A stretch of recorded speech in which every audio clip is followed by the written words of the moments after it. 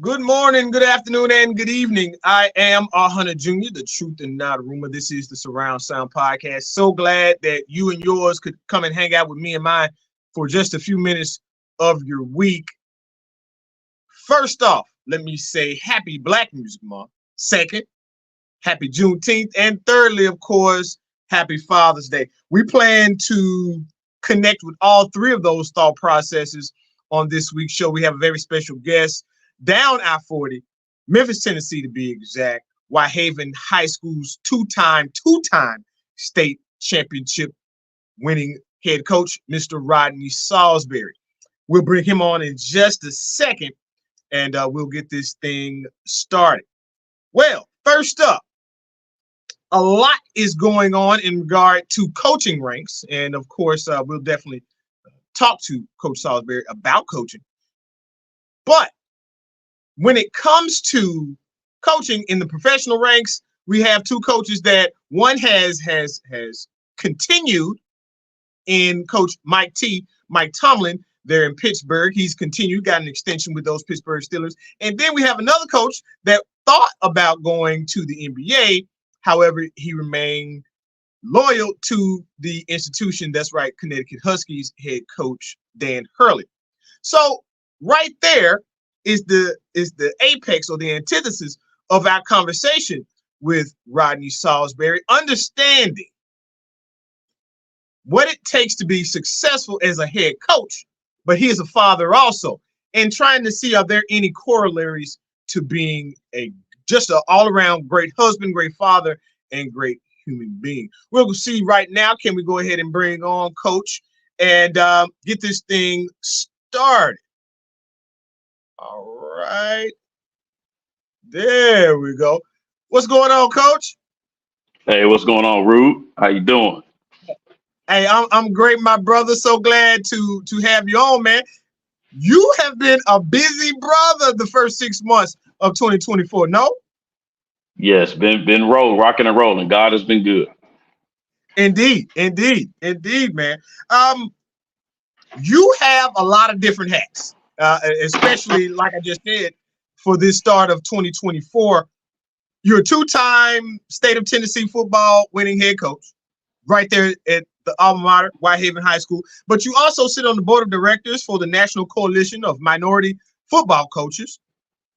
As well, you were a UFL fellow for the United Football League's Memphis Showboats, and you are also an NCAA finalist for with the NFL's Tampa Bay Buccaneers. Tell us something. Let's start with the UFL and the Memphis Showboats. Big shout out to head coach John DeFilippo. What was that like? What has the year been like? It was a big learning experience. Just seeing at the professional level how things are done, and seeing the ins and outs, and also seeing the similarities that go with momentum and team building and all the things that go into creating that atmosphere for success. So I'm just so thankful for the UFL, the Memphis Showboats, Coach DeFilippo, Coach Flip, as we call them, and the National Coalition of Minority Football Coaches for just creating that opportunity for us as high school coaches to just see hands-on how the professional sports realm and coaching and football looks.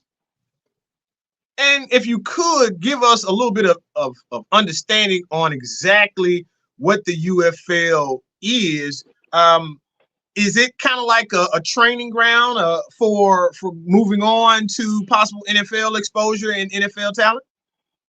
Oh, most definitely. You really see the landscape of how competitive it is to be a professional football player. It's like the 1% that make the NFL, and then you see that next tier of guys that are maybe in the CFL or the UFL. So it's a training ground where they get opportunity. So we have guys that had they're former NFL players that have played in NFL, or guys that are trying to make the NFL. So you have the full gamut there in the UFL. So you have veterans. Some have been on NFL rosters even this last year. Some are making a name for themselves so they can make NFL rosters this year, and some will be signing as soon as the season ends. So it's definitely a training ground for the NFL being there at the UFL. that's an excellent segue, Coach. Speaking of talented players, we have the MVP coming up in this weekend's league championship with Adrian Martinez, QB out of with the Birmingham Stallions. I mean, this dude is doing work, man. Led the league in rushing, number 3 in passing, and number 2 in total offense. Now, you guys went up against the Birmingham Stallions twice, if I'm not mistaken. What makes him special? Oh, well, obviously, this day and age in the NFL and college football, being a dual threat quarterback is just a weapon. I mean, it levels the playing field. As defensive coordinators, it makes you stay up at night because it evens the numbers having a running quarterback. So having that threat of the run is always a bonus. And then he's progressed so much as a passer. So now he being a true dual threat weapon in that offense to skip post runs for Birmingham was definitely been an asset for him all season. Yeah, I always hear it is playing 11 on 11. Is that correct? Yes. Yeah, it makes it 11 on 11. And when you have a quarterback that's not as mobile, you technically get away with 10 on 11, because the quarterback is not a runner. But when the quarterback's a runner, you even those numbers up and you can get a hat on the hat. Again, that's the goal on offense, to get a hat on the hat in the blocking. So it levels those numbers where you can do that a little more readily. Excellent. As far as offensively, like I said, the Birmingham Stallions, they're 9-1. They're at the top of the UFL's league there. Now, the team that they'll be playing, many think that it was an upset against the St. Louis Battlehawks and A.J. McCarron. We got the San Antonio Brahmas. They only had one all-UFL player in offensive lineman Cole Lavallo. But their offense was ranked 4th, middle of the pack. And like I said, they're 7-3. You faced them once. What can we look forward to with that offense? Well, the big thing is that they're an explosive team. That's really where you see the momentum of our season with the Memphis Showboats. We played them the second game of the year, and we started off really, really well, and we had the lead. But they have some explosive players. And in the fourth quarter, I mean, they came back, and it was like that's one of the things that lends to the rules of the UFL. It gives you opportunities to kind of come back from behind, and they took advantage of a couple of things. They were able to score some points right at the end of the game and beat us right at the buzzer. So right at the end of the game, as the clock went out, and it was kind of the teeter of the season for us. So it took a little time to recover. Because again, when you think you have a game won and then you lose, it's always deflating to your momentum as a team. But they're explosive. They have some guys that can run. Anthony McFarland, he's a Pittsburgh Steeler. Again, I'm a Pittsburgh Steeler fan. He's a former Pittsburgh Steeler running back. And their defense flies around. They have a very aggressive defense. And Wade Phillips, their head coach, that's what he hangs his hats on, being the defensive guy. And they play very, very aggressive style of defense. Yeah. I remember Wade, Coach Phillips back in his day in Denver, also in Houston as well. And you spoke to that team.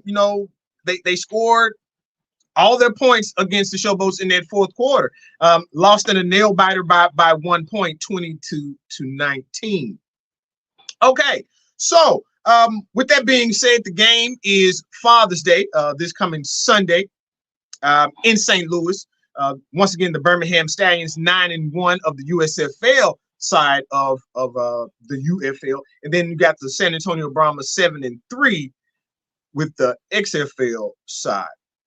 Speaking of Father's Day, one thing that I have found in doing research on you and for this show is leadership. You have a lot of different hats, but it's maintained that it seems that leadership is the thing that is a driving force. Off the top of your head, are there any corollaries between being a head coach at a top-notch school, no less, and being an awesome father? Oh, it's essential. You have to have the ability to lead men. And as a father, your number one goal is to be a leader of your household. And to be even more pointed is to be a pastor of your household. You have to raise your children, grow your children. One with that in mind, teaching them the way to go, showing them the way to go, and to being a model for them. So it's a direct correlation into coaching, because your goal as a coach is to model behavior, set them up and establish them, and knowing how to act, how to respond, how to overcome adversity, all those different things that life is going to throw at you. And football is a great teacher of that. And sports in general is a great teacher of that. But football specifically, since that's the arena that I'm in mostly, it's a great microcosm of what it is to be a father, or vice versa. If you want to say fatherhood is a great direct correlation to being a head coach, because you have to be a teacher, you have to be a molder of men, and just be able to show the way and know the way, so that you can help them go the way. That's awesome that you said show the way. One thing I learned, now I'm not a father, but I am an uncle of many nieces and nephews. And one thing that I learned, women do most of the heavy lifting, but what men do is actually show what it takes to be a man, show what it takes to be a father. And that, of course, I've seen you up close, Coach, and I would definitely say that you are one that shows the way. Speaking of shows the way, I would be remiss if we didn't also talk about the NCAA finalists and you being with the Tampa Bay Buccaneers this early 2024. Tell us how it was being with Coach Bowles and the Bucs staff. It was an amazing opportunity, unique opportunity. When it came across in the fall that the Tampa Bay Buccaneers were going to have a National Coaches Academy, really didn't think it was a major thing. We knew it was a great opportunity, but did not know the significance at the time. But as we went through the process and saw how rigorous a process it was a very detailed process. I really am so enamored with the way that they went about the process. The whole interview process, the application process was very thorough and unique in detail. So going through that process was an amazing, just to go through it and to see what the expectations were at the NFL level. So again, hats off to the Tampa Bay organization for just spearheading this, because it's the first time it's been done that way. They have fellowships and everything with NFL, but it's the first time someone actually had an academy. Then realizing that they selected 25 finalists out of 1,500, 1,600 applications, that made it even more unique. Like, man, that was a unique group. And now they're going to select 5 out of the 25 to even move forward even further with the organization. So again, and Todd Bowles is a great guy. I mean, he really, really, really is a great guy. And the way that he structures his staff, the way that he runs the team, the way that he runs the football operations, and all the people he have around them, it was just amazing opportunity to see the cohesiveness of their staff. And again, the way that he goes about things, and just to see the different dynamics that they have along their staff, young, old.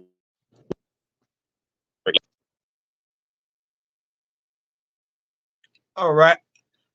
I didn't quite hear the last thing you said, Coach. Could you repeat the last thing? The last thing I heard was the uniqueness of the staff.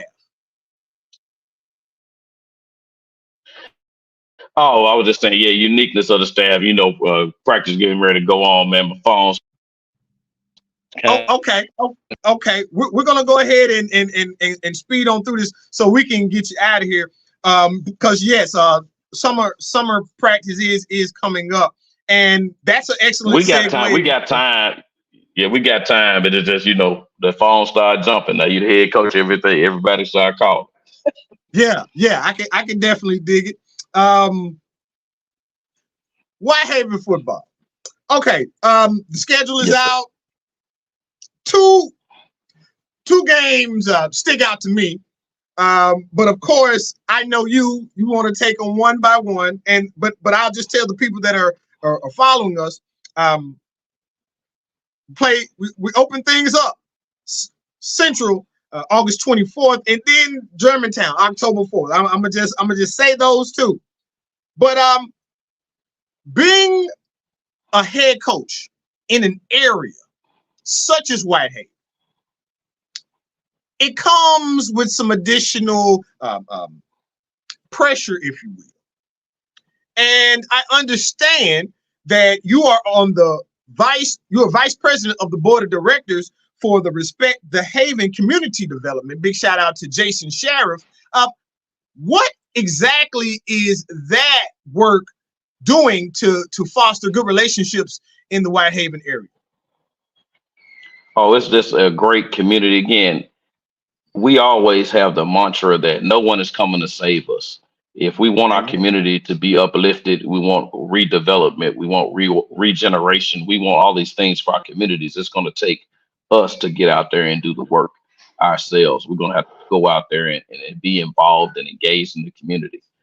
So with Jason Sharif, I've been dealing with him with the Brothers Roundtable, now with Respect the Haven Community Development Corporation.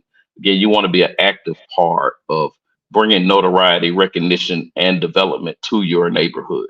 Again, your community is only going to rise to the level of the men that you have involved.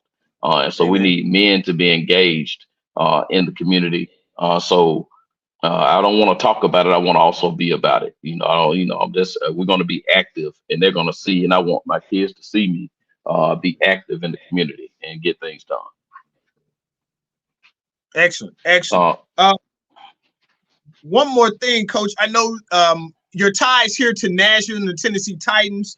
There was a diversity summit. Could you give us just a few anecdotes about that and what you thought here with the Tennessee Titans? Again, hats goes off to Josh Corey, Director of Community Relations there. I think his title may have changed, but Josh Corey for opening the doors and because it's been a transition of coaching staffs there in Tennessee.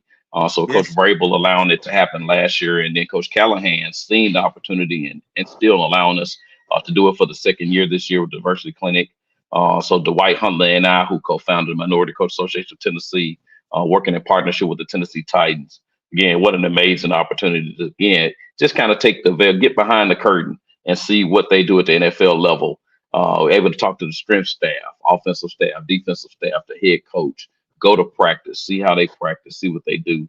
It was just great just to be able to just, again, get firsthand knowledge, firsthand information from them. And they opened their doors to us.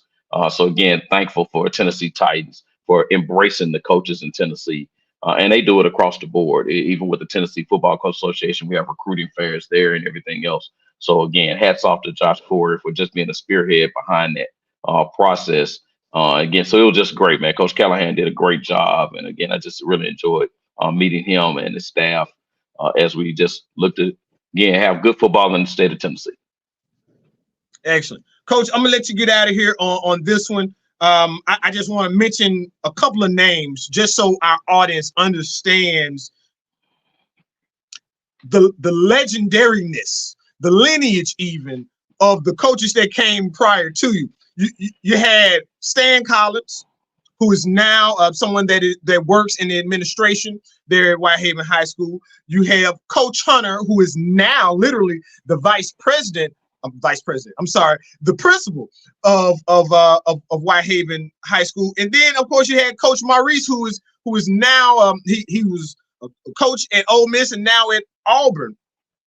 Coach Rod, you've been there for a multitude of years. You started in '98. You've been 2 decades now. What is the one thing or the main thing that you see between being a successful football coach and a great father? Well, first, again, just want to give kudos to the names that you mentioned. Again, we stand on the shoulders of giants. That's one thing we want to do in our neighborhood. We want to just keep building upon building those relationships. So it started, the foundation was built with Coach Collins.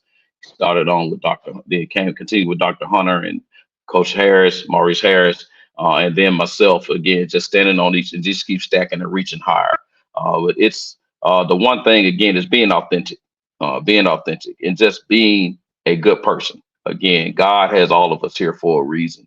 And the reason we're here as men, we need to be producers, providers, and protectors. So all of us have a duty to grow other men. It takes a man to grow a man, to teach a man to be a man. So all of us have that duty to be producers and to just continue to keep duplicating what a good man is, because we need that in our communities. And again, just being a provider, you got to go out here and work. You got to go out here and work and get the job done, provide for your family, provide opportunities, and provide a cultivation of an environment that's going to help men grow and become the men that God made them to be. And then lastly, just be a protector. Again, we got to protect our community. No one's coming to save us. We need men to be men, and just to step up and just, again, be those strongholds in the community that can help. So again, that's fatherhood, coaching, all of that just bonds together. Because again, we just need to build our community up, and our community is built by having strong family units, starting with men being husbands and being fathers in the household. All right, Coach. Thank you so much. How about this? The first or second Tuesday in December 2024, you'll come Yes, back sir. and we'll be talking about a championship. How about it? Hey, how about it? Let's make it happen, man. I say, in order for a vision to come true, you got to see it, and you have to see it and believe it. And we got faith. God is good, and that's what we're working towards. Amen. Amen. Thank you so much, Coach. We appreciate your time and your information. You have an awesome rest of your day, man, and a great football season coming up. I appreciate it, Rube. No problem. All right.